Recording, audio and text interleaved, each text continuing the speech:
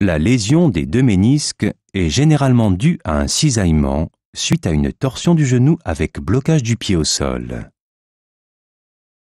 Lors d'un mouvement de ce type, on assiste à une rupture de l'un des ménisques, le ménisque interne étant le plus souvent touché. Les ruptures peuvent être de différentes natures. Dans le cas d'une lésion non traumatique, le ménisque a tendance à s'effriter. On rencontre par exemple des lésions radiales ou horizontales, tandis que la rupture de l'anse de saut est une forme assez particulière.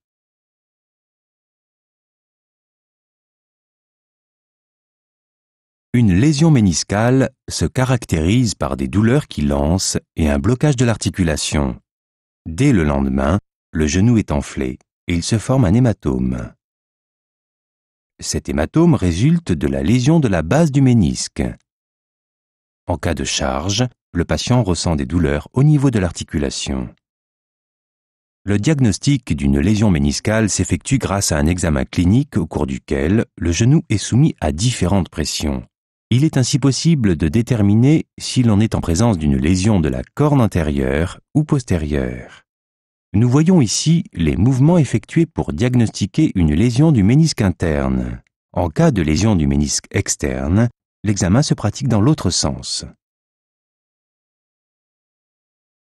Si les douleurs ressenties par le patient laissent penser qu'il s'agit d'une lésion du ménisque, une arthroscopie du genou est indiquée.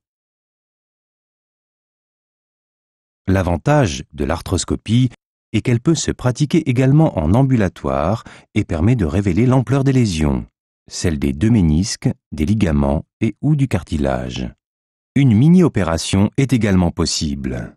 Grâce à des instruments très précis, on procède à l'ablation des parties endommagées du ménisque.